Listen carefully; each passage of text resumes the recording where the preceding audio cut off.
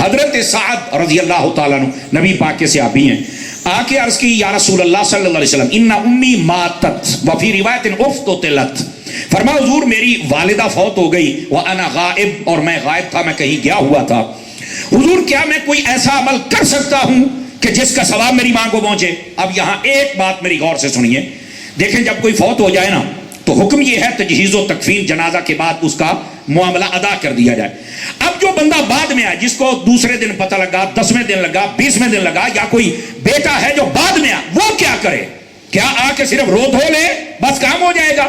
رونا دھونا ہماری شریعت میں ویسے ہی منع ہے، سمجھ آ رہی ہے نا؟ رونے دھونے میں وہ چیزیں جو اعمال و افعال و اقوال جہالت ہے وہ منع ہے، جس میں کہ سر کے بال نوچنا، یا پھر اپنے سینے پر ہاتھ مارنا، یا چہرے پر مارنا، یا اقوال جہالت بکنا، یہ منع ہے۔ ہاں ویسے آپ کو پتہ چلا ہے اور آنکھ سے آنسو بہ نکلے، یہ تو مسئلہ ہی کوئی نہیں، چونکہ نبی پاک صلی اللہ علیہ وسلم کی شہزادی حضرت سیدہ زینب رضی اللہ تعالی عنہا جب آپ نے پردہ فرمایا نا، توجہ کیجئے، میں یہ مدینہ شریف کی بات سنا رہا ہوں اور حدیث ہے، گپ نہیں سنا رہا، تو عورتوں کی رونے کی آواز آئی تو حضرت فاروق اعظم رضی اللہ عنہ آپ نے پیغام بھیجا کہ عورتوں کو بولو کہ آواز تمہاری بلند نہیں ہونی چاہیے۔ نبی پاک نے وہاں پر مسئلہ بیان کیا، ساری امت کے لیے رہنما مسئلہ ہے اور سارے فتنے تفرقے اس میں ختم ہو جاتے ہیں، اور وہ کیا مسئلہ ہے؟ میرے آقا کریم نے فرمایا جب بھی کوئی فوت ہو جائے یا شہید ہو جائے، اگر معاملہ تمہارے دل اور آنکھوں میں رہے تو جائز ہے، اور اگر معاملہ تمہاری ہاتھوں اور زبان پہ آ جائے تو منع ہے۔ میرے خیال میں یا میں سمجھا نہیں سکا یا آپ نے سمجھا نہیں ہے، دوبارہ پھر سنیے، جب کوئی فوت ہو جائے معاملہ دل اور آنکھ میں رہے، دل میں دکھ اور آنکھ سے آنسو، جائز ہے، کوئی منع نہیں ہے، اور اگر تمہاری زبان اور ہاتھ میں آ جائے کہ زبان نال وین پائی جاندے، اے یا اللہ تو کیڑا قہر کیتا ہے، کیڑا ظلم کیتا ہے، گندے کلمات بک رہے ہو، اے دیکھو مرن دا قائم سی، یا اللہ تو اینو مار چھڑیا ہے، تو کی جان مک گیا ہے، یہ گندے کلمات کیوں بول؟ اور پھر اپنے ہاتھوں سے اپنے سینے کو، سر کو پیٹنا کوٹنا، یہ سب حرام ہے۔ مسئلہ حل ہو گیا ہے، کسی کی بھی یاد آ جائے، وہ نبی پاک کی یاد آ جائے، امام حسین کی یاد آ جائے، اگر آنکھ سے آنسو نکلے، دل میں دکھ ہے تو جائز ہے، اور اگر ہاتھ چل پڑے تو حرام ہے۔ آواز کمزوروں والی ہے آپ کی،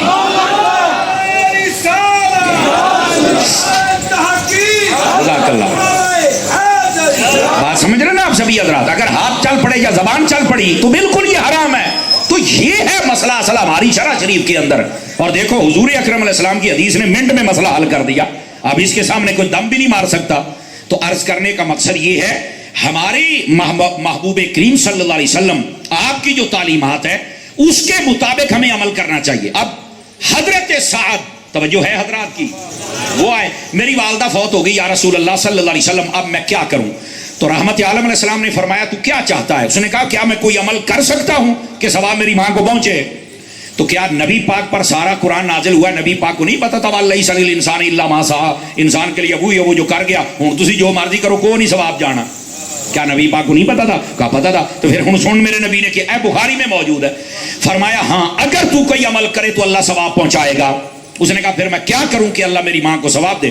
آپ نے فرمایا مدینے میں پانی کی کمی ہے، اگر پانی کا انتظام کر دینا، لوگ پیتے رہیں گے، اللہ تیری ماں کو قبر میں ثواب عطا فرماتا رہے گا۔ بخاری میں موجود ہے، ہوا کیا، انہوں نے نا پانی کا کنواں کھدوا دیا، یہ 22 نمبر گیٹ جو احد کی طرف سے جاتا ہے اس سے داخل ہوں نا، تو اس کے اندر آگے 2-4 ڈبے چھوڑ کے ہی اگر آپ قالین ہٹا کے دیکھیں تو وہ نشاندہی آج بھی مسجد نبی میں کی ہوئی ہے اس کنویں کی، فقیر نے اپنی آنکھوں سے دیکھا ہوا ہے، اور جو میرے ساتھ جاتے ہیں میں ان کو اکثر دکھاتا ہوں، آج یہ کنواں، سمجھ آئی؟ حضرت سعد کی ماں کے لیے کھدوایا اور صدیوں تک چلتا رہا، یہ صدیوں تک، یہ اب مسجد نبی کی توسیع ہوئی ہے تو اس کو بند کیا گیا، پانی لوگ پیتے رہے، اور اس کے اوپر نبی پاک نے کیا لکھوایا تھا؟ ہاذہ لأم سعد، فرمایا یہ سعد کی ماں کا ہے، غیر اللہ کا نام آ گیا پھر بھی جائز رہا، توجہ نہیں فرما رہے، غیر اللہ کا نام آ گیا پھر بھی جائز رہا ہے۔ لیکن سمجھنے کی بات ہے، اب یہاں پہلی بات سمجھیے، پانی کا ثواب فرمایا تیری ماں کو قبر میں پہنچے گا۔ تو میں ایک ٹھنڈے دل سے بات کہنے لگا ہوں، اگر آپ کو سمجھ آئی تو آپ کا مسکرانا نکل ہی جائے گا۔ میں کہہ جی انہاں دے کھوہ دا ثواب ماں نو پہنچ سکتا ہے تے ساڈے گلاس دا ثواب بھی ساڈے پیو نو پہنچ جائے گا۔ کیا فرماتے ہیں آپ حضرات؟ سمجھ آئی؟ یہ پورے کھوہ دا ثواب اور صدیوں تک جاری رہا، اس کا ثواب پہنچ سکتا ہے تو ساڈے گلاس دا نہیں پڑدا۔ انڈرسٹینڈ کر رہے نا میری بات کو؟ اب دوسری بات، یہاں پر یہ مسئلہ بھی ثابت ہو گیا کہ جب ثواب پہنچانا ہو نا تو کسی بھی چیز پر اس بندے کا نام لیا جا سکتا ہے. کنواں تھا تو نام اس کی ماں کا لے، کسی نے کہا غیر اللہ کا نام آ گیا تو حرام ہو گیا. قربانی کا جانور ہے کہ دا جی اتاری صاحب دا جی، کبھی کسی نے کہا کہ یہ حرام ہو گیا، 8 دن ہوئے تھے بنے میرا ہے جی، غیر اللہ کا نام آ گیا جائز ہے. تو جب ہم یہ کہتے ہیں کہ یہ جانور غوث پاک کے نام کا ہے تو پھر حرام کیسے ہو جاتا ہے؟ توجہ ہے کہ کوئی نہیں ہے؟ پہنچانا تو ثواب ہے. اور اگر ایسا ہوتا، ادھر دیکھیں میری طرف، یہ بخاری شریف میں روایت موجود ہے، رحمت عالم علیہ السلام 2 مبارک قربانیاں فرمایا کرتے تھے، 2 قربانیاں. تو پوچھا گیا حضور ایک تو آپ کی ہے، دوسری کس کی ہے؟ فرمایا میری امت کی طرف سے ہے. امت میں غوث پاک بھی تو تھے نا، سبحان اللہ کہہ لو یار، سارے ہی تھے تو سارے سب ایک لے لا کہ ساری امت کا نام ہے، اللہ حال رہے آجے آئے صدقے جاما. تو اس بات کو سمجھو یار، کھلے دل کے ساتھ دین پڑھا کرو، سمجھا کرو. کیا ہو گیا ہے ایسے ہی فتوے لگانے کا شوق اور مشین نہیں کھول دینی چاہیے، دین کو سمجھنا چاہیے. اچھا یہ تو تھا پانی کا مسئلہ اور پھر غیر اللہ کا نام آنے کا مسئلہ. توجہ ہے حضرات؟ یاد رکھ لیں ادھر اصل مسئلہ یہ ہے، جب جانور پہ گلے پر چھری چلائی جائے نا، ان دا ذبح، اس وقت تم کسی اللہ کے علاوہ کسی کا نام نہیں لے سکتے، نہ کسی نبی کا نہ ولی کا، نہیں لے سکتے. صرف اللہ کے نام پر ذبح کرنا ہے بس. ثواب جنوں مرضی اپڑا، جی میں نبی نے پوری امت نو اپڑایا ہے کہ سانو بھی اپڑاؤن دے، نہیں گل کوئی مسئلہ ہی نہیں. اللہ کے بندے اس دین میں کوئی مشکل نہیں ہے. اللہ سمجھنے کی توفیق عطا فرمائے. اب آگے چلیے. رحمت عالم صلی اللہ علیہ وسلم آپ کے پاس پھر ایک صحابی آئے، یہ مسلم شریف میں روایت موجود ہے. پنجابی تقریر ویسے اردو سوکھی ہے کہ کوئی نہیں؟ علامہ صاحب تہاڈی سفارش کرتے پے نے.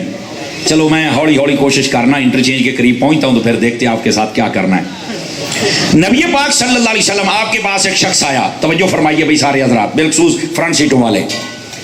نبی پاک سے آ کے کہتا ہے یا رسول اللہ میری والدہ فوت ہو گئی ہے، میرا جی چاہتا ہے میں کوئی ایسا عمل کروں میری ماں کو ثواب پہنچے اور مینوں سکون ہوئے. سمجھ آ رہی نا جی؟ وہ موقع پر بیچارہ نہیں تھا. نبی پاک نے فرمایا جو پسندیدہ چیز ہے اللہ کی راہ میں خیرات کر دے اور ثواب اپنی ماں کو پہنچا دے. اس نے کہا حضور یہ میرا باغ دیکھ رہے ہیں آپ کھجور؟ فرمایا دیکھ رہا ہوں. فرمایا میں آپ کو گواہ بنا کے کہتا ہوں اینو میں خیرات کر چھڑیا ہے. تو فرمایا اسی بھی پھر کہندے پے ثواب اب پڑ گیا ہے. اب پھر میں ایک ٹھنڈے دل سے بات پوچھا، اہل سٹیج سمیت سارے حضرات توجہ کیجئے گا. میں آکھیا کھجوراں دا پورا باغ کی شے جناب، پورا ساڑیاں آدھا کلو کھجوراں دا ثواب بھی اگر نہیں اپڑدا تے باغ دا کیویں اپڑ گیا ہے؟ سمجھ آ رہی ہے؟ یہ اگر اس کا ثواب پہنچ گیا ہے تو ہماری بھی نیت اصالِ ثواب کی ہی ہوتی ہے. تو اس واسطے ایسا نہیں کہنا چاہیے. تو یہ دلائل ہیں جن کی وجہ سے اگر بندہ نیک اعمال کرے تو اللہ تعالیٰ مرنے والے کو ثواب عطا فرماتا ہے. یہ امت مصطفیٰ صلی اللہ علیہ وآلہ وسلم آپ کے لیے اعزاز عطا کیا گیا ہے. اب ذرا اگر آپ توجہ کریں تو میں ایک حدیث شریف، یہ کتاب دیجئے، یہ میرے پاس مرقات ہے، اس میں سے میں آپ کے سامنے ایک حدیث شریف عرض کرنا چاہوں گا. اگر آپ توجہ کریں تو میں سناؤں آپ کی خدمت میں وہ حدیث شریف. نبی پاک صلی اللہ علیہ وآلہ وسلم آپ نے کیا ارشاد فرمایا؟ ادھر دیکھیے. میرے آقا کریم صلی اللہ علیہ وسلم آپ ارشاد فرماتے ہیں جب کوئی بندہ فوت ہو جائے تو پھر کیا ہونا چاہیے؟ حضرت ابو ہریرہ کہتے ہیں قال رسول اللہ صلی اللہ علیہ وسلم، آقا کریم علیہ السلام نے فرمایا ان مما یلحق المؤمن، وہ چیزیں جو مومن کو قبر میں ملتی ہیں. غور سے سنیے گا، حدیث شریف مشکات شریف سے پڑھ رہا ہوں. بس اوقات ہوتا ہے نا کتاب حوالہ نمبر میں کہا سارا کچھ دیکھ لو، ٹھیک ہے، تسلی کے لیے. فرمایا جو چیزیں من عملہ وحسناتہ بعد موتہ، یعنی بندہ مومن فوت ہو کے قبر میں چلا گیا، کون کون سی چیزیں ہیں جن کا ثواب اس کو قبر میں پہنچایا جا سکتا ہے. اب نبی پاک کے الفاظ سنیے. فرمایا علما علمہ ونشرہ، فرمایا سب سے پہلے مرنے والے کا وہ علم جو اس نے حاصل کیا اور آگے پھیلاتا رہا. فرمایا وہ قبر میں بھی چلا جائے تو جتنے اس علم سے فائدہ اٹھاتے رہیں گے ثواب اللہ قبر میں عطا فرماتا رہے گا. پہلی بات. دوسری بات فرمایا ولدن صالحا ترکہ، فرمایا مرنے والا اگر نیک اولاد چھوڑ جائے، جب تک وہ نیکیاں کرتی رہے، صدقہ، خیرات، حج، عمرہ، نمازیں، فرمایا اولاد عمل کرے گی لیکن اللہ تعالیٰ اس کا ثواب قبر میں والد کو عطا فرمائے گا. اگر ان دونوں کے تناظر میں دیکھا جائے تو ہمارے صوفی حاجی عبد الشکور صاحب رحمۃ اللہ تعالی علیہ، ان کی ذات کو دیکھا جائے، جیسے وہ خود نمازی تھے، نیک تھے، صالح تھے، ان کا چہرہ ہی صالحیت کا نشان تھا۔ ان کی اولاد کو دیکھا جائے تو 2 بچوں کو تو میں جانتا ہوں، باقیوں کو میں جانتا ہوں، بادشاہ بھی ہیں، آسکان مصطفیٰ بھی ہیں، سارا گھرانہ ٹنا ٹانا ہے، مرد و خواتین سمیت، بچوں سمیت۔ لیکن 2 بچے، ایک نے تو پورے ملک اور پوری دنیا میں نام کمایا، ہمارے بھائی علامہ عدنان شکور صاحب، یہ ہمارے کلاس فیلو ہیں، اور یہ میں کبھی کبھار کہتا ہوں، ابھی بھی میں بتا رہا تھا کہ مینوں تو درس بھی نہیں سی دینا ہوندا جدو علامہ عدنان شکور صاحب تقریراں کردے ہوندے سن، انہاں دے بڑے بڑے اشتہار لگے ہوندے سن فیصل آباد، تے اسی کہنا پتہ نہیں یہ تقریر کداں کر لیندے نے جناب، وہ بعد پتہ لگے بھی اسی آپ ہی کر لینے۔ ہاں یہ بہت اچھی تقریر، اور ان کا ایک اپنا لہجہ ہے، اپنا سر بھی ہے اور گر بھی ہے، اپنے انداز سے تقریر کرتے ہیں، علم سیکھا بھی ہے، سکھایا بھی، ابھی تک جمعہ پڑھا رہے ہیں اور ملک کے طول و عرض کے اندر اپنی حاضریاں پیش کرنے جاتے ہیں۔ تو یہ جب کوئی نیک اعمال کرتے ہیں تو یقینی بات ہے، اس تناظر میں حاجی صاحب کو آپ دیکھ سکتے ہیں، حدیث کیا کہتی ہے، اولاد چنگی ہوئے تو ثواب جاندہ ہے، تو پھر جاندہ پہ آ جائے۔ اور پھر دوسرے ہمارے رضوان شکور صاحب بہترین نعت خان ہیں ماشاءاللہ، بہت اچھے، اور پھر ملنسار بااخلاق، ان کے بڑے بھائی سے میری ملاقات ہے اور ایک چھوٹو سے ملاقات ہے، بہت اچھے لوگ ہیں، اللہ ان کو جزا دے۔ یہ جب تک یہ نیک اعمال صالحیت پر جاری رہیں گے، صدقہ دیں، خیرات دیں، اللہ تعالیٰ اس کا ثواب ان کے والد کو عطا فرمائے گا۔ اب یہ حدیث پاک میں 2 چیزیں میں نے ذکر کی، علم اور اس کے بعد اولاد صالح۔ آگے بھی سنیے، نبی پاک فرماتے ہیں او مصحفا ورثہ، فرمایا یا وہ قرآن چھوڑ جائے جو کہ اس کی وراثت تھی۔ اب قرآن کی وراثت کا کیا مطلب ہے؟ اس کا ایک مطلب یہ ہے کہ قرآن مجید اس نے ورقہ بھی خود خریدا، سیاہی بھی خود خریدی، اپنے ہاتھوں سے قرآن لکھا، وہ چھوڑ جائے، ایک مطلب۔ اور ایک مطلب یہ ہے قرآن مجید اور اس کی تفسیر کی کتابیں اور اس کے سمجھنے والی جتنی حدیث اور اصول فقہ کی کتابیں، جملہ کتب جن کا تعلق قرآن سمجھنے میں آتا ہے، فرمایا وہ جو بندہ چھوڑ جائے، وہ آدمی کسی طالب علم کو لے دے، لائبریری میں چھوڑ جائے، اپنے بچوں کو لے کے دے دے، عالم کو لے کے دے دے، جب تک وہ پڑھتے رہیں گے اور قرآن کی تعلیم کو آشکار کرتے رہیں گے، اللہ تعالیٰ اس کتابیں لے کے دینے والے کو قبر میں ثواب عطا فرماتا رہے گا۔ پھر سبحان اللہ مٹھی آ کیجئے ہیں۔ اس واسطے طلباء کی خدمت بھی فرمایا کریں اور ان کی کتابیں لے کر دیا کریں آپ حضرات، آپ کو بہت زیادہ فائدہ ہوگا اللہ کی رحمت کے ساتھ۔ یہ تیسری چیز حدیث شریف کے مطابق۔ اور اگلی بات نبی پاک فرماتے او مسجدن بناہ، فرمایا یا پھر مرنے والا کوئی مسجد بنا گیا، وہ تو چلا گیا لیکن مسجد میں جب تک وہ مسجد قائم رہے گی، نماز، روزہ، حج، زکوٰۃ، جو کچھ احکام بیان ہوں گے، اللہ تعالیٰ اس کا ثواب قبر والے کو عطا فرمائے گا۔ اس واسطے آپ کوشش کیا کریں مسجد بھی بنائیں، اور یاد رکھیں، ادھر دیکھیں میں آپ کو ایک حدیث سناؤں، ابو داود اور ابن ماجہ و دیگر کتب کے اندر یہ موجود ہے۔ رحمت عالم علیہ السلام نے ارشاد فرمایا من بنا للہ مسجدن کمفحص قطار بن اللہ لہ بیتا فی الجنہ، فرمایا جو بندہ چڑیا کے گھونسلے کے برابر مسجد بنا دے، اللہ اس کا گھر جنت میں بنا دیتا ہے۔ چڑیا دا گھونسلہ، چڑی دا آلنا ایڈا کت ہوندا ہے سارا، توجہ فرما رہے ہیں آپ حضرات۔ اب اتنی ساری مسجد کون سی ہوتی ہے؟ مجھے ایتھے تو ساڈا نیانا بھی نہیں ہونا، تو پھر کیا مطلب ہے حدیث شریف کا کہ جو چڑیا کے گھونسلے کے برابر مسجد بنائے، اللہ اس کا گھر جنت میں بنا دیتا ہے۔ توجہ ہے نا میرے عزیزوں کی؟ تو اب اس کا کیا مطلب؟ اس کا مطلب یہ ہے، فرمایا کہ پوری مسجد بنانے سے یہ فضیلت حاصل نہیں ہوتی، اگر کسی نے ایک روڑا بھی، یعنی صرف انہوں روپیہ سمجھ لو، مسجد کی خدمت کی حلال کمائی میں دے دیا، تو اللہ تعالیٰ اس بندے کا گھر بھی جنت میں بنا دیتا ہے۔ تھوڑا سا اپنی اچھائی کر دی مسجد کے لیے، بے شک ایک اینٹ کے پیسے کیوں نہیں دیے، اللہ تعالیٰ آپ کا گھر بھی جنت میں، لیکن ہونا حلال کمائی سے چاہیے۔ سمجھ آ رہی میری بات کی؟ اب ذرا اگلی بات، نبی پاک صلی اللہ علیہ وسلم آپ کیا فرماتے ہیں؟ یہ چوتھی بات تھی، اب ذرا پانچویں بات سنیے۔ فرمایا او بیتن لابن السبیل بناہ، فرمایا مسافر خانہ بنا دے، جہاں مسافر بیٹھیں، سستائیں، تھوڑا آرام کریں۔ یہ مسافر خانہ ہمارے اسلام میں اس کی بڑی اہمیت ہے، لیکن اس کی کوئی حفاظت کرنے والا ہو۔ آج کل مسافر خانے ایسے بن جاتے ہیں کہ بعد کے اندر ان کی حفاظت ہی کوئی نہیں کرتا، یا پھر وہ ڈاکوؤں کی آماجگاہ بن جاتے ہیں، سمجھ آئی؟ تو ان کی حفاظت بھی ہونی چاہیے۔ تو یہ مسافر خانہ، اس کا ثواب بھی اللہ قبر میں۔ او نہرن اجراہ، فرمایا یا کسی نے نہر جاری کر دی، پانی کا انتظام کر دیا۔ یہ نہر کرنا ضروری نہیں، کھاڑے تے بھی گل چل سکتی ہے۔ اگلی بات بھی کہوں، نہر جاری کرنے سے ہی ثواب نہیں ملے گا، اگر کسی نے نلکا لگوا دیا، لال پمپ لگوا دیا، مقصد پانی دینا ہے کسی کو، پانی دیا کریں، پانی روکا نہ کریں کسی کا۔ یہ نبی پاک صلی اللہ علیہ وسلم نے فرمایا جو کسی کے لیے پانی کا انتظام کرتا ہے خلاق عالم اس کو بھی ثواب قبر میں عطا فرما دیتا ہے. اب اسی اگلی بات 6 باتیں. 7ویں بات نبی پاک علیہ السلام نے کیا فرمایا؟ فرمایا او صدقۃ اخرجها من مالہ فی صحتہ و حیاتہ. فرمایا یا پھر وہ اپنے مال میں سے صدقہ کرتا رہا, غریبوں کی امداد کرتا رہا, یا پھر اس نے کوئی ایسا نیک عمل XYZ کچھ بھی کر دیا تو اس صدقے کا ثواب بھی اللہ قبر میں عطا فرما دیتا ہے. دوستان گرامی, اب یہاں پر یہ بات جو صدقے والی ہے اس کا چیپٹر بہت زیادہ لمبا ہے. آپ دین کی خدمت بھی کر سکتے ہیں, اپنے رشتہ دار اور عزیزوں کی خدمت بھی کر سکتے ہیں, اور جب تک آپ کرتے رہیں گے اللہ اس کا ثواب آپ کو قبر میں عطا فرماتا رہے گا, اور جو کر گیا اس کا ثواب بھی اللہ عطا فرماتا رہتا ہے. تو یہ دیکھیے یہ حدیث پاک ہے کہ اتنی چیزیں جن کا ثواب اللہ تعالیٰ قبر میں عطا فرماتا ہے.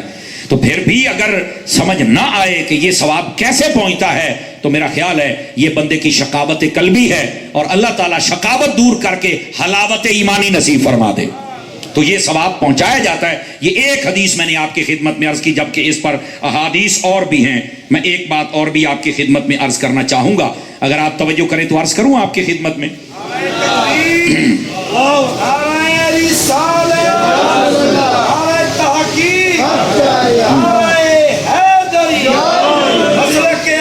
جی ٹھیک ہے, اللہ اکبر. توجہ ہے جی حضرات آپ کی. تو آقا کریم صلی اللہ علیہ وسلم کی احادیث بتاتی ہیں کہ جب کوئی فوت ہو جائے تو اللہ تعالیٰ اس کی طرف سے اگر کوئی اعمال کیے جائیں نیک بندے یا نیک اعمال تو اللہ تعالیٰ اس کا ثواب قبر میں عطا فرماتا ہے. اب اس پر یہی مشکات شریف میں روایت موجود ہے. نبی پاک صلی اللہ علیہ وسلم کے صحابی ہیں حضرت عمرو بن عاص رضی اللہ تعالیٰ عنہ. توجہ ہے, پھر مٹھے پہندے پہ ذرا جاگو, میں آپ کو بات سنا رہا ہوں.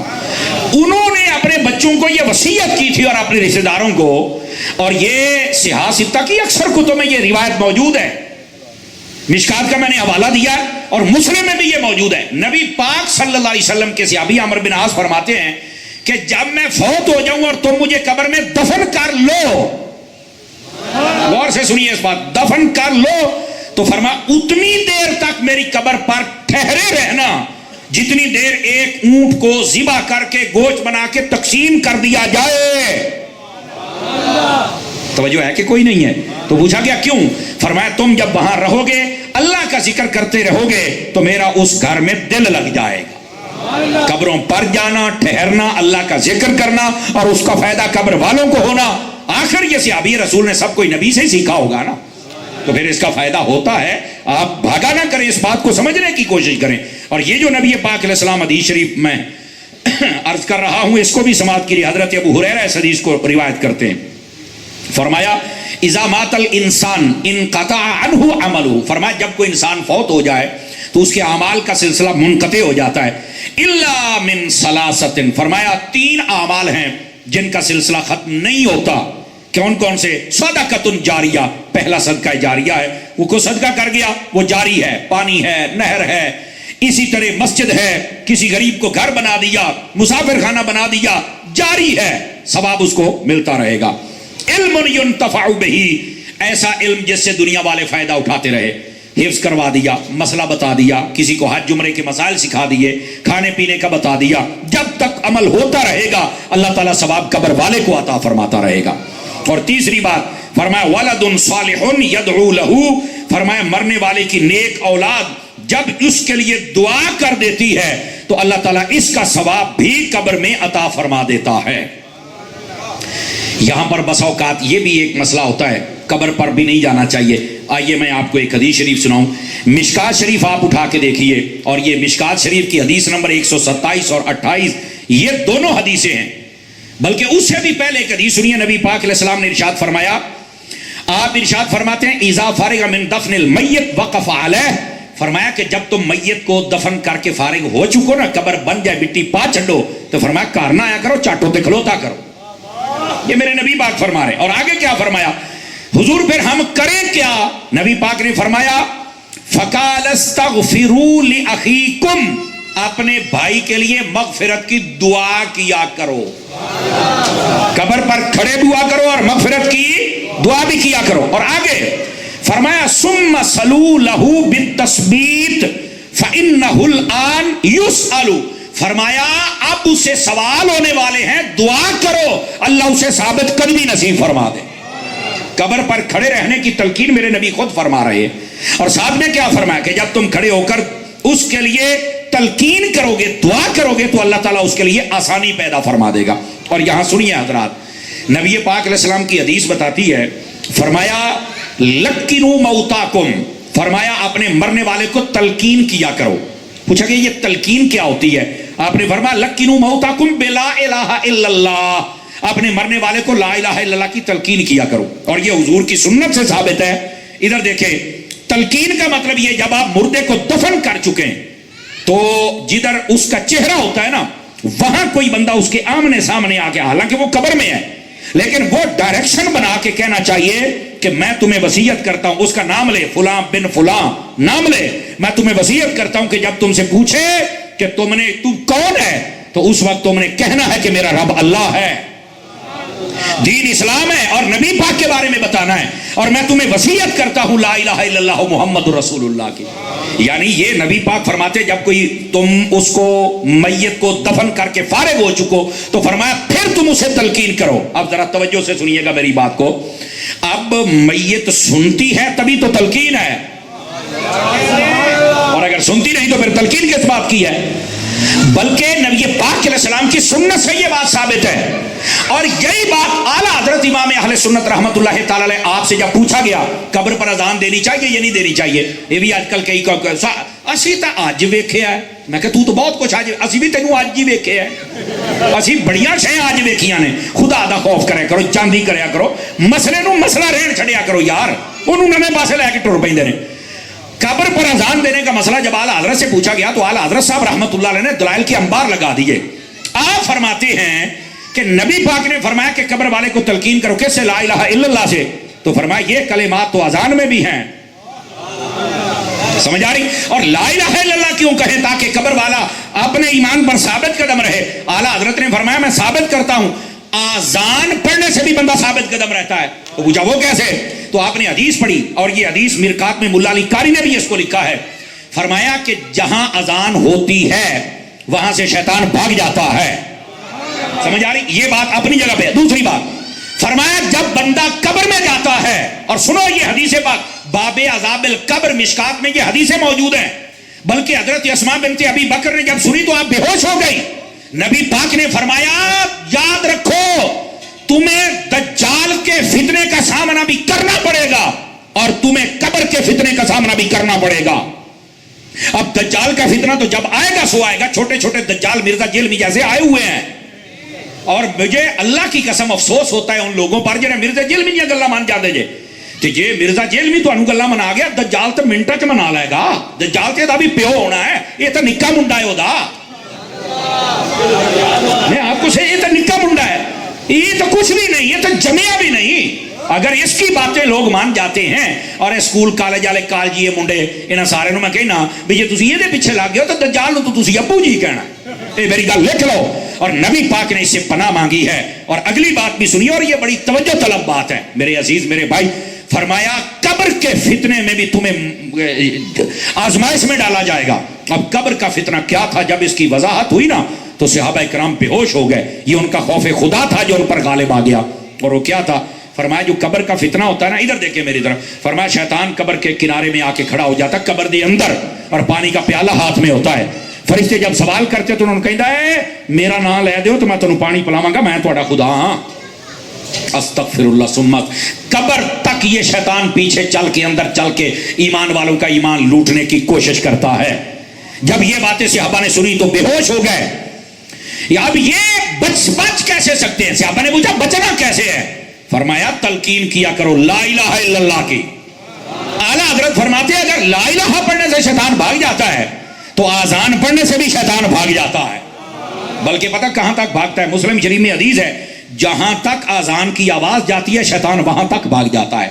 تو قبر پر اس لیے آذان پڑھی جاتی ہے کہ اب یہاں امتحان کا وقت شروع ہونے والا ہے، شیطان نے آنا ہے، اس نے ایمان لوٹنے کی کوشش کرنی ہے، اور ہم یہاں پر آذان پڑھ کے شیطان کو بھگائیں گے تاکہ قبر والے کو تلقین بھی ہو جائے اور سوالوں کے جواب میں آسانی بھی ہو جائے۔ اب سمجھ آئیے اذان پڑھنے کا مطلب کیا ہوتا ہے؟ اچھا یہ یاد رہے اذان پڑھنا کوئی فرض یا واجب یا سنت نہیں، ایک اچھا عمل ہے جس کا فائدہ ہوتا ہے. اگر کوئی نہ پڑھے تو مسئلہ نہیں، تو یہ کو پڑھے تو تب بھی مسئلہ نہیں ہونا چاہیے تھا. اگر کوئی نہیں پڑھتا تب بھی مسئلہ نہیں، اگر پڑھے پھر بھی مسئلہ نہیں. ہاں پڑھنے سے فائدہ ضرور ہوتا ہے، حدیث میں آپ کو سنا چکا. تو عرض یہ کر رہا ہوں آپ کی خدمت میں میرے عزیز کہ جب کوئی فوت ہو جائے تو اس کے لیے یہ سارا انتظام کرنے کا حکم شریعت محمدی میں موجود ہے. علامہ صاحب نے میرے ذمے ایک بات لگائی ہے، میں وہ عرض کرتا ہوں. پہلے میں چاہتا ہوں کہ ذرا یہ جو مضمون میں نے چھیڑا ہے آج، یہ سمجھے کہ ایک مقالہ ہے اور ایک لیکچر ہے. آپ کچھ یہاں سے سیکھ کر جائیں گے تو مجھے مزہ آئے گا. سمجھ آ رہی ہے سارے حضرات کو؟ چسبی آؤں بھائی ہے سنائیے پھر سبحان اللہ اگلی بات بھی سنا دیں. اچھا جی ایک اور گل سنیا جے، یہ سبحان اللہ کہلوانا کو ضروری نہیں ہے آپ سے، یہ کوئی تقریر کے SOPs نہیں ہوتے، اور نہ کوئی فرائض واجبات ہے تقریر کے، اور نہ ہی یہ کہ تسی سبحان اللہ کہنی تو سانو تاں تقریر ہونی ہے. یہ اس لیے ہوتا ہے تاکہ آپ کا ایک ذوق برابر ہمارے ساتھ جاگتا رہے، اور اس لیے بھی کہ آپ جب بولتے رہتے ہیں نا تو ہمیں بھی مزہ آتا ہے کہ یار آپ لوگ سمجھ رہے ہیں میری بات کو، اس واسطے یہ بات آپ کے سامنے کہی جاتی ہے کہ ذرا جاگ کے بیٹھیے. یہ اصل مقصد ہوتا ہے، ورنہ کوئی اور مقصد نہیں ہوتا. اب آئیے اگلی حدیث. نبی پاک صلی اللہ علیہ وسلم حضرت جابر بن عبداللہ انصاری حدیث کے راوی ہیں. یہ حدیث نمبر 127-28 مشکاۃ شریف کی عرض کر رہا ہوں، سنیے ذرا اور غور سے سنیے سارے برادران میرے. فرماتے ہیں خرجنا مع رسول اللہ صلی اللہ علیہ وسلم، ہم نبی پاک علیہ السلام کے ساتھ نکلے الی سعد بن معاذ حین توفی، حضرت سعد بن معاذ کی طرف کہ جب وہ فوت ہو گئے. ہم نبی پاک کے ساتھ گئے جنازہ پڑھنے کے لیے. ہوا کیا؟ فرمایا فلما صلی علیہ، فرمایا جب ان پر جنازہ پڑھ دیا گیا، اور بعض روایت فلما صلی علیہ رسول اللہ صلی اللہ علیہ وسلم، نبی پاک نے ان پر جنازہ پڑھا. یعنی کتنا خوش نصیب بندہ ہے جس کا جنازہ خود میرے مصطفیٰ پڑھا رہے ہیں. سنیے ذرا آگے کیا کہا، وَوَضَعَ فِي قَبْرِهِ، اور فرمایا پھر ان کو قبر میں رکھا. اور اگر وَوَضَعَ فِي قَبْرِهِ پڑھیں گے تو پھر قبر میں رکھا گیا. یہ دونوں طرح اعراب پڑھے جاتے ہیں. آگے کیا ہے؟ فرمایا وَصُبِّیَ عَلَیہ، پھر ان کے اوپر مٹی کو سیدھا کر دیا گیا، مٹی ڈال دی گئی. پھر اب جب دفن ہو گیا تو واپس آ جائے، لیکن نہیں. سبح رسول اللہ علیہ السلام، فرمایا نبی پاک نے وہاں کھڑے ہو کر سبحان اللہ کی تسبیح شروع کر دی. اے تو سبحان اللہ مٹھی ہوئی ہے، مت آنکھ ہے، سمجھ آئیے. سبحان اللہ کی تسبیح شروع ہو گئی. سبح یسبح، تسبیح کا معنی سبحان اللہ کی تسبیح کرنا ہوتا ہے. دوسرے صحابی نے پوچھا ہے جابر یہ بتائیے کتنی دیر تک سبحان اللہ کہا؟ کہتے ہیں فسبحنا طویلا، فرمایا واوا چاٹ. طویل اندہ مانا ہے واوا چاٹ. اسی پڑھ دے، یہ نہیں کہ ایک ادواری سبحان اللہ کی تو ٹر گئے، واوا چاٹ نبی پاک سبحان اللہ سبحان اللہ سبحان اللہ کا ورد کرواتے رہے. پھر فرمایا ثم کبرا، پھر نبی پاک نے اللہ اکبر کی تسبیح شروع کروا دی. وہ پوچھتا ہے کتنی دیر؟ کہتے ہیں کبرنا مع رسول اللہ صلی اللہ علیہ وسلم، ہم نے بھی شروع کر دی. تو کہا کتنی دیر؟ طویلاً، واوا چاٹ، سبحان اللہ بھی اللہ اکبر بھی، کافی دیر تک قبر کے اوپر. اور کریں حضرات حدیث پڑھ رہا ہوں، نبی پاک خود ہیں، صحابی رسول ہیں، جنازہ خود پڑھایا ہے، اور نبی پاک صلی اللہ علیہ وسلم ان کی قبر پر کھڑے ہو کر سبحان اللہ اور اللہ اکبر کی تسبیح کو جاری فرمائے ہوئے ہیں. اندر نہ آئیے گا ذرا، پیچھے میں تقریر کرنے میں مشکل ہوتی ہے مجھے. آگے کیا فرمایا؟ نبی پاک سے پوچھا گیا فقیل یا رسول اللہ صلی اللہ علیہ وسلم، اے میرے آقا یہ بتلائیے، پوچھا آگ سے لما سبحتا ثم کبرتا، یا رسول اللہ آپ نے پہلے سبحان اللہ پھر اللہ اکبر کا ورد کروایا، اس کی وجہ کیا تھی؟ جواب سن لیجئے. نبی پاک علیہ السلام نے ارشاد فرمایا لقد تضايق على هذا العبد الصالح قبره حتى فرجه اللہ، فرمایا یہ قبر تھوڑی اس نیک بندے پر تنگ ہو رہی تھی، ہم نے جب اللہ اکبر کا ورد کیا تو اللہ نے قبر کو کشادہ فرما دیا. تو جو کیا آپ حضرات نے، قبر تنگ ہو رہی تھی. مرکات میں ملا علی قاری اور مرآت میں مفتی احمد یار خان نعیمی کہتے ہیں نبی پاک علیہ السلام آپ جیسے ظاہری دنیا میں دیکھتے تھے ویسے قبر کے اندر کے حالات بھی دیکھ لیتے تھے. اللہ نے کوئی پردہ نہیں رکھا. نبی پاک صلی اللہ علیہ وسلم کی مبارک آنکھوں سے دل فرش پر ہے تیری نظر، سر عرش پر ہے تیری گزر، دل فرش پر ہے تیری نظر، ملکوت ملک میں کوئی شے نہیں وہ جو تجھ پہ عیا نہ ہو. ہر چیز اللہ نے اپنے محبوب پاک علیہ السلام کو دکھلائی ہوئی ہے. اب ذرا اس بات کو سمجھنے کی کوشش فرمائیے. نبی پاک صلی اللہ علیہ وسلم نے پہلے تو قبر میں دیکھا کہ قبر تھوڑا سا دبا رہی ہے، تو آقا کریم علیہ السلام نے فرمایا ہم نے جب سبحان اللہ الحمدللہ کہا تو قبر ہو گئی کشادہ. توجہ ہے میرے عزیز بھائیوں کی؟ سبحان اللہ فرمائیں تاکہ میں اگلی بات سناؤں آپ حضرات کو. نبی پاک علیہ السلام نے فرمایا قبر کشادہ ہو گئی. اب یہاں پر ملا علی قاری کو پڑھیے اور مرکات اور ساتھ میں میرات مفتی احمد یار خان نعیمی کو پڑھیے تو انہوں نے بڑا کمال کہا. قاری کوئی بندہ ذہن میں سوچ سکتا ہے کہ نبی کے ہوتے ہوئے عذاب، یہ سوال ہے، نبی کے ہوتے ہوئے بھی عذاب ہوتا تھا اور صحابی کو؟ اب یہ جو صحابہ کرام کے دشمن ہیں ان کے لیے تو دلیل بن جائے گی. فرمایا نہیں بن سکتی، کیونکہ حدیث کے لفظ ہیں ھذا صالح، کہ یہ نیک بندہ ہے، تو عذاب والی بات تو ہو نہیں سکتی. اور جہاں نبی ہو وہاں عذاب آتا نہیں. کیوں؟ اللہ نے قرآن میں فرمایا ہے کہ میں محبوب جہاں آپ ہوں گے. سمجھ آ رہی ہے میری بات کی؟ ما کان اللہ لیعذبہم وانت فیہم، فرمایا محبوب جہاں آپ ہوں گے وہاں عذاب نہیں آئے گا. اب جہاں میرے نبی ہیں وہاں عذاب تو آئے گا نہیں. تو نبی نے تو خود جنازہ پڑھایا ہے، قبر پر موجود ہیں، تو پھر عذاب کیسا؟ تو کہا کہ پھر یہ قبر دبانے کا کیا مسئلہ ہے؟ اب سنیے اس کا جواب کیا ہے. فرمایا قبر، جب بھی کوئی بندہ قبر میں جاتا ہے تو قبر اس کو دباتی ہے، لیکن دبانے کے دو طریقے ہیں. بندہ کافر ہو تو دبانا اور ہے، بندہ مومن ہو تو دبانا اور ہے. بندہ کافر ہو تو ایسے دباتی ہے کہ اس کی پسلیاں ٹوٹ پھوٹ کر ایک دوسری میں پیوست ہو جاتی ہیں. اور اگر بندہ مومن ہو تو قبر ایسے دباتی ہے جیسے ماں اپنے بچے کو سینے سے لگا کے دباتی ہے. اور نبی پاک علیہ السلام نے اتنا بھی برداشت نہیں کیا کہ آج قبر ایسے دبائے. فرمایا جنہوں اسی سینے لایا تو نہ لانا. صدقے جاواں تہاڈی سبحان اللہ تے بھی ہیں. یہ اصل مقصد تھا. اس کا یہ مطلب نہیں ہے کہ معاذ اللہ استغفر اللہ صحابی رسول ہے تو عذاب ہو رہا ہے تو گناہ ہے تو فلاں فلاں، ایسی کوئی بات نہیں ہے. یہ ہمارے لوگوں کو سمجھنا چاہیے. اگر نہیں سمجھ آئی تو آخری بات، اور ٹائم کے دامن میں جتنی گنجائش تھی وہ بھی پورا ہونے کو ہے، اور اس کے بعد آخری حدیث ہو جائے گی. پھر دیکھیں گے ٹائم بچا تو کلام ہوگا، نہیں تو پھر علی علی. سبحان اللہ فرمائے نا. ذرا غور سے سنیے حدیث نمبر 128 اور اس کو غور کے ساتھ سنیے گا. مشکات شریف یہی یعنی 127 نمبر حدیث ہے. ہوں میں سنا رہے ہیں 128 نمبر حدیث، جن کے اگر ذہن میں ہے نا کہ قبر میں عذاب کیوں ہوا، عذاب نہیں تھا، میں نے بتایا ہے، شفقت تھی. لیکن نبی نے فرمایا ساڈی شفقت ود ہے. اب اگلی حدیث شریف سنیے. نبی پاک صلی اللہ علیہ وآلہ وسلم آپ نے ارشاد فرمایا، حضرت عبداللہ بن عمر اس حدیث کے راوی ہیں، فرمایا قال رسول اللہ صلی اللہ علیہ وسلم، میرے آقا نے فرمایا ھذا الذی تحرک لہ العرش. کاش کہ یہ ترجمہ سمجھانے میں میں کامیاب ہو جاؤں. فرمایا یہ میرا سعد ہے، جب فوت ہوا تو اللہ کا عرش بھی ہل گیا. اور اگلی بات فرمایا صرف عرش نہیں ہلا، فتحت لہ ابواب السماء، اللہ نے آسمانوں کے دروازے بھی کھول دیے. کیوں؟ وشاہدہ 70,000 من الملائکہ، 70,000 فرشتے اللہ نے بھیجے. گناہگار کے مرنے پر عرش نہیں ہلتا، دروازے نہیں کھلتے، 70,000 فرشتے اس کے جنازے میں نہیں آتے. یہ صحابہ کے لیے آتے ہیں یا آل رسول کے لیے آتے ہیں؟ تو اب اگلی حدیث بتا رہی ہے ان کا مقام و مرتبہ. اور پھر آگے کیا کہا نبی پاک صلی اللہ علیہ وآلہ وسلم، آپ نے فرمایا لقد دمتن ثم فرجا. فرمایا جب یہ ایسے آئے تو پہلے تو قبر تھوڑی تنگ ہو رہی تھی نا، اور دبانے کے حوالے سے، فرمایا پھر ایسا اللہ کا ذکر ہوا کہ ساری قبر کو کشادہ فرما دیا گیا. تو مطلب گناہ نہیں تھے، مطلب یہ تھا کہ قبر دباتی تھی.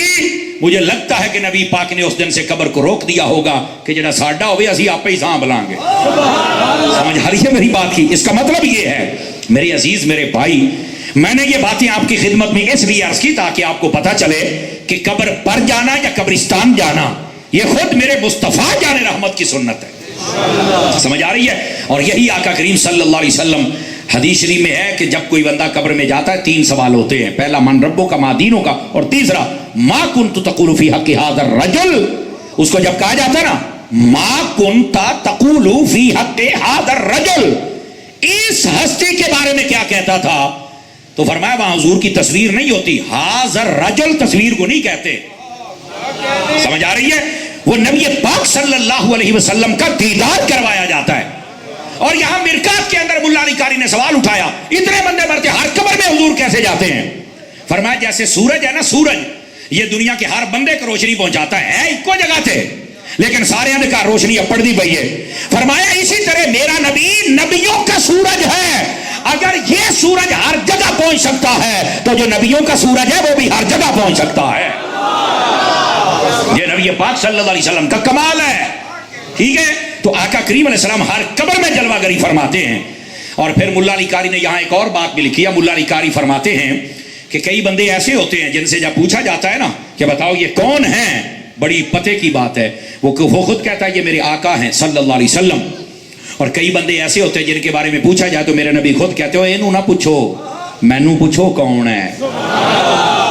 اور یہی ملا علی قاری نے مرکات میں ایک اور بات لکھی, اور اسی بات کو علامہ مفتی احمد یار خان نعیمی نے لکھا. فرمایا جو بندہ نبی پاک کے حسن و جمال کو نہیں سنتا, جو نبی پاک کے معجزات کو نہیں سنتا, جو نبی پاک کی شانوں کو نہیں سنتا, جو نبی پاک علیہ السلام کے میلاد کو نہیں سنتا, حضور کے خصائص کو نہیں سنتا, فرمایا قبر میں وہ نہیں پہچان سکے گا, اسے تو پتہ ہی نہیں کہ میرے نبی کیسے ہیں. اور جو نبی کے کمالات اور شانے اور حسن اور معجزات اور نبی کا اختیار اور علم غیب اور حاضر و ناظر نور و بشر اس کو سنتا رہے گا, فرمایا کوئی نہ کوئی جھلک پہچان کے خود کہے گا اے تو وہی ہے جن کی باتیں میں کیا بھی کرتا تھا, میں سنا بھی کرتا تھا.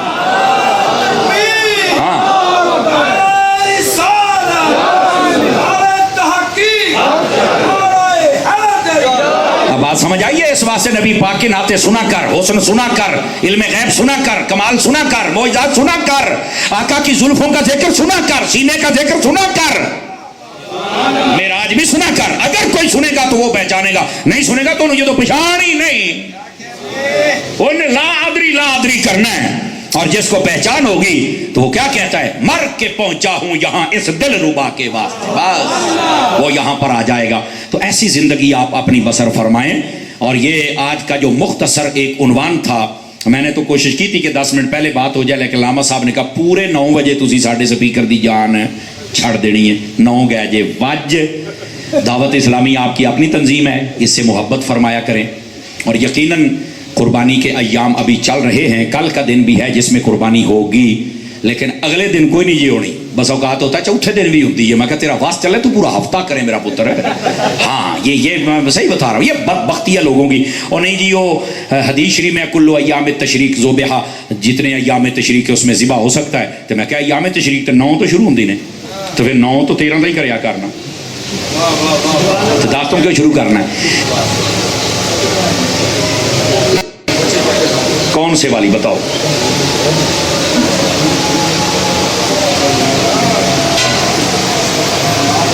اللہ اکبر. اب علامہ صاحب مجھے کہہ رہے ہیں کہ ایک بات آئے گی آواز سے ایسی آپ پہ مینوں آؤندی پئی ہے, میں تھوڑا تو بہت سننا, میرے کان بڑے تیز نے کاکا. واہ بھائی واہ, سبحان اللہ فرمائیے ذرا پیار کے ساتھ. ادھر دیکھیے, ایک حدیث شریف کی فرمائش ہوئی, پہلے نعت خانہ نوں دی یا مولوی نوں بھی ہوندی پئی جے, لیکن یہ پہلے مسئلہ سن لیں. ذبح جو قربانی کا جانور ذبح کیا جاتا ہے 3 دن, 10, 11 اور 12 کی مغرب, اس سے پہلے آپ جانور ذبح کر سکتے قربانی کا. 13 والے دن آپ ذبح کر سکتے. اچھا اس میں دن میں بھی کر سکتے, رات میں بھی. دن میں ذبح کرنا افضل ہے, رات میں منع ہے. اگر لائٹنگ زیادہ ہو جس میں قربانی کرتے وقت ساری رگیں کٹ جائیں تو پھر وہ رات میں بھی قربانی کرنا جائز ہے, کو منع نہیں ہے. جو منع کیا گیا تھا اس کی وجہ تھی کہ کہیں ذبح کرنے میں کوئی کمی نہ رہ جائے. اچھا ہر ایام تشریق اگر ذبح کا دن ہے تو پھر 9 تو شروع کر کے 13 تک جاؤ, 9 کو کرتا کوئی نہیں. اور 3 دن پر دلیل بھی ہے موجود. حضرت عبداللہ بن عمر نے فرمایا قربانی 3 دن, اللہ خیر چلا. لیکن نبی پاک کی حدیث بھی بتاتی, حضور نے فرمایا 3 دن سے زیادہ قربانیوں کا گوشت اپنے گھر پہ نہ رکھنا. تو اگر چوتھا دن بھی ہوتا تو نبی پاک فرماتے 4 دن سے زیادہ نہ رکھنا. 3 دن کا ذکر ہے. اگلا سال جب آیا تو میرے نبی سے پوچھا گیا, حضور پچھلے سال تو آپ نے کہا تھا 3 دن سے زیادہ قربانی کا گوشت کوئی نہ رکھے, اب فرمایا پچھلے سال غربت زیادہ تھی, قربانیاں تھوڑی تھی, اس لیے میں نے کہا سب تک گوشت پہنچ جائے. اور اس مرتبہ بڑی فراوانی ہے, 3 دن رکھو تے پاویں 5 دن رکھو تے پاویں سارا سال رکھو. تو یہ 3 دن کا جو ذکر ہے, نبی پاک کی حدیث بتاتی ہے کہ قربانی کا گوشت رکھنے کی اور نہ رکھنے کی بھی جو حدیث ہے اس میں 3 دن کا ذکر ہے. تو قربانی کتنے دن ہے؟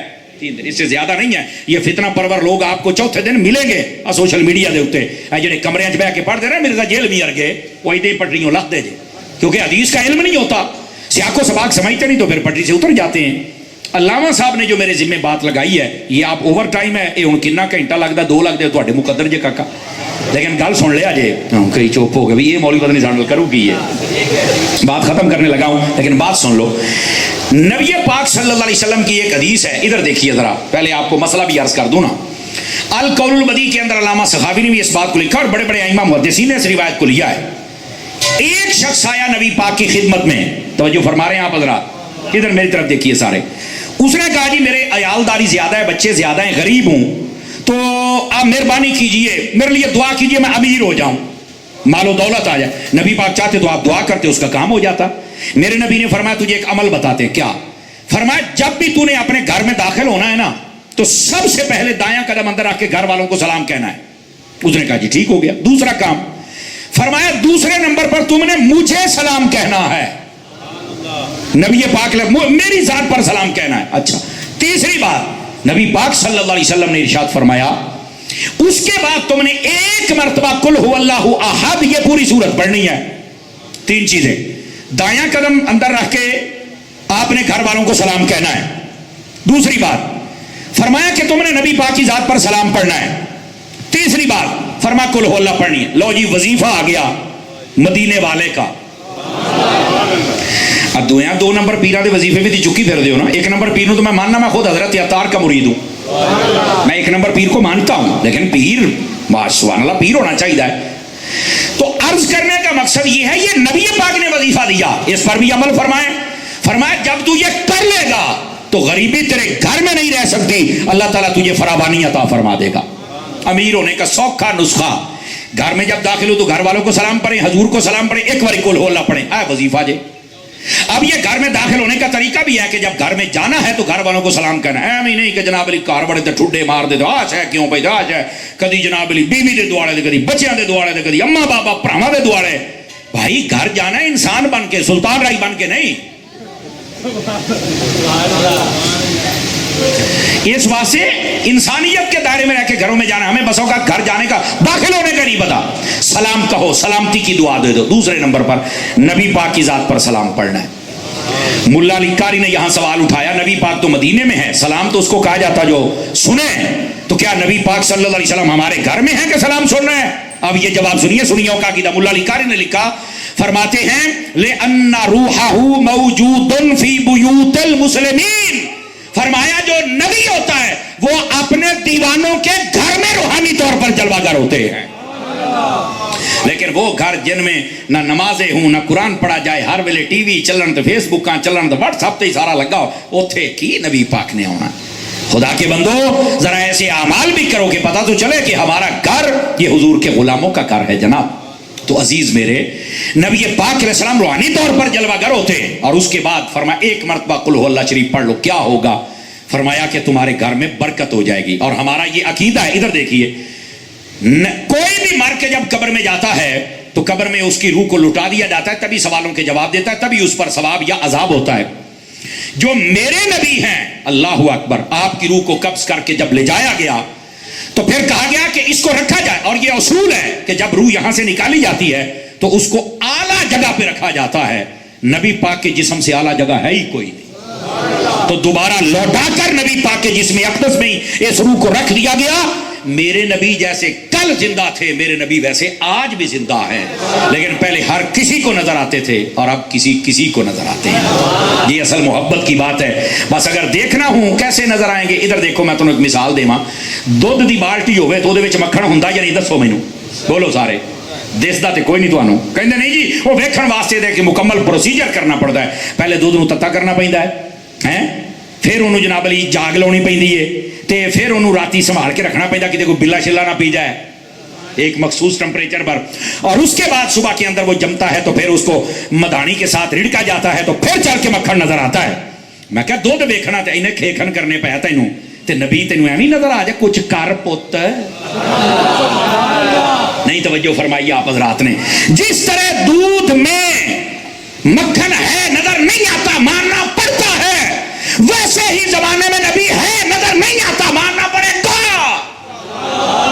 اگر مکھن دیکھنا ہے تو تمہیں کوشش کرنی پڑتی ہے ویسے نبی کو دیکھنا ہے تمہیں کوشش تو کرنی پڑے گی نا تو وہ کوشش یہ ہے تہجد پڑھا کر سمجھ آئی؟ نمازیں پڑھا کر جب یہ ایمان کا دودھ پکا ہو جائے تو پھر کسی اللہ دے ولی دی ہاتھ وچ ہاتھ دے کے جاگ بھی لایا کر. اے جے سلطان باہو نے فرمایا جاگ بنا دودھ جمدے نہیں ہو باہو پاویں لال ہون کڑ کے. اے سلطان باہو نے فرمایا اے جاگی منن تے آوے تے لسی دا وسیلہ مان جاندے, نہ منن تے نبی دا نہیں مانتے. واہ بھائی واہ, لسی تو بغیر تو نے جما کے بخا. تو اس کے بعد فرمایا کہ جب یہ جاگ لگ جائے گی اور تہجدیں پڑھے گا تو پھر ایک وقت آ جائے گا تجھے بھی میرے مصطفیٰ کا دیدار نصیب ہو جائے گا. اللہ کریم ہمیں عمل کی توفیق عطا فرمائے. دوران گفتگو میری زبان سے کوئی غلط کلمہ نکلا ہو تو میں اپنے رب سے معافی کا طلبگار ہوں. اگر کلمات صحیحہ تھے اللہ کریم انہیں قبول و منظور فرمائے. آمین بجاہ حبیبک الکریم صلی اللہ علیہ وآلہ وسلم.